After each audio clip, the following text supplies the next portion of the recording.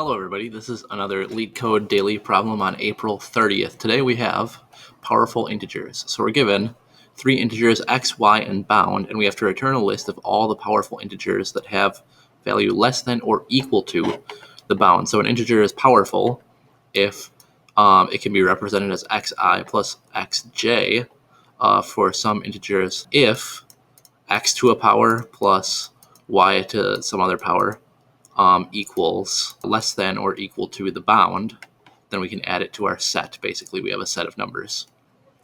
All right, so let's start by thinking about this problem. So we're going to do let's just write down the first example. So x equals 2, y equals 3, our bound equal to 15. So we're going to do a dynamic programming solution where we have a matrix that's going to represent our solutions, okay? And we don't yet know how big the matrix is, but we'll say that this side has powers of x and this side has powers of y. So maybe we have 0, 1, 2 on this side, 0, 1, 2, right? And what we're going to do is fill in the middle of the matrix with the solutions. So we say that x is equal to 2, y is equal to 3. So 2 to the 0 plus 3 to the 0 is equal to 2, right? 2 to the 1 is 2 plus 3 to the 0 is 1 is 3. All right, 4 plus 1 is 5. So you can see that we'll fill in these solutions, and then the set of all these solutions that are less than the bounds is going to be our solution set. So how do we figure out then how big this matrix is? So let's start with x, right? X equals 2. So to the 0, we want to the 0 plus 1, right? So that's 2. To the first power plus 1 is 3. Second power plus 1 is 5. Right? Third power is 9. Fourth is going to be 17. Okay, so this is already too high. We don't need to consider this as our solution. So we know the first side of our matrix is equal to length 4. Right? And we can do the same thing with y. Then our other side of the matrix would be of length 3. So now we know that our matrix is size m times n, where our m is length 4 and our n is 3. There's another way, right? We could compute m and n in this way, but if we want to save some time, we can do this purely mathematically. We have to think about what actually are these lengths, right? So x to the m plus 1 should be equal to our bound at the most, right? So this is really like less than or equal to our bound. But we'll just call it equal, do a little bit of math on this, and what we can figure out is that log base x of our bound minus 1 should be equal to m. And this will hold true for y as well. Log base y of our bound minus 1 is equal to n. So let's take a couple examples to figure out exactly what our m needs to be. So if say that x is equal to 2 and our bound is 17, right? We want to include 2, 3, 5, 9, 17. So our m should equal 5, right? Now if we take our bound minus 1, right? So we say that m is equal to the log base 2 of 17 minus 1, which would equal 4, okay? Right, and if we say, take another example, let's make our bound equal to 16, right? M equals log base 2 of 16 minus 1. This equals 3 point something, right? So what we see is that we have to actually not just take this formula, but we need to floor this. Okay, so we need to floor this expression and then add 1 to it. All right, so we've come to a formula, and this is everything that we need to know to solve our problem. M is equal to the floor of log base x for our bound minus 1 plus 1. N is equal to the same thing, log base y of our bound minus 1, floor that, and add 1. So we end up with this m by n matrix where position 0, 0 is x to the 0 plus y to the 0, right?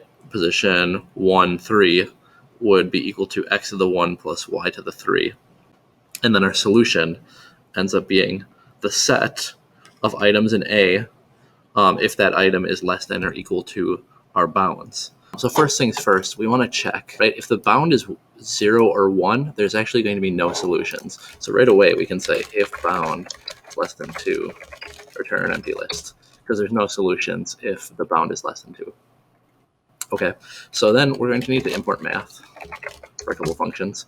All right, and we're going to need to get the length of our x-axis and our y-axis of our DP matrix. So in order to do that, we're going to make a function, get length of n. All right, and the reason we're making this a function is because there's some wackiness with input, right? Because x or y could be equal to 1, right? And we're going to use a logarithm to figure out the length. And if x or y is equal to 1, then we're going to get an error using math.log on x or y.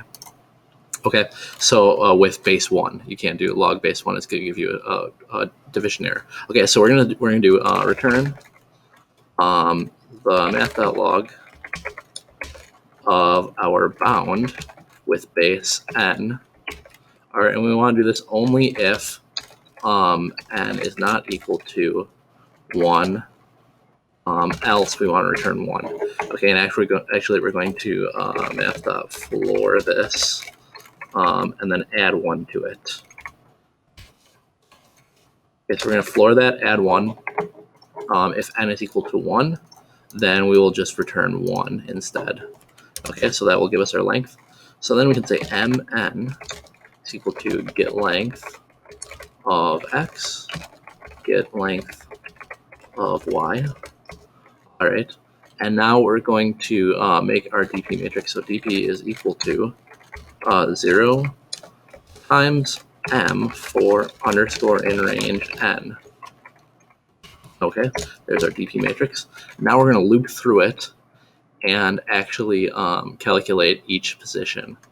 Okay, so if I say for I in range m, for j in range n, I say dp ji, it has to be backwards, right, is equal to x to the ith power plus y to the jth power. All right, so that will give us our DP matrix. And why don't I just print that out for you so that you can see what that looks like. Let's run this. And it looks exactly like the matrix that we were writing on paper, right?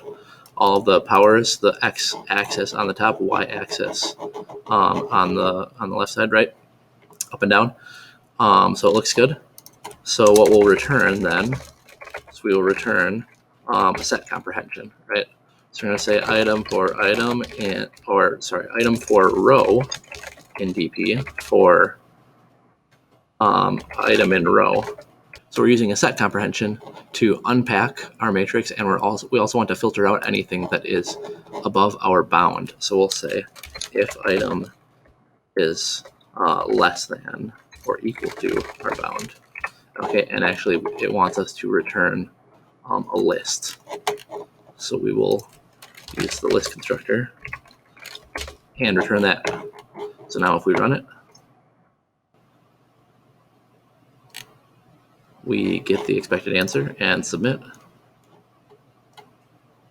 We get accepted with a runtime of 28 milliseconds. I tried some other solutions. I tried using NumPy. It was a lot slower just because these matrices are very small.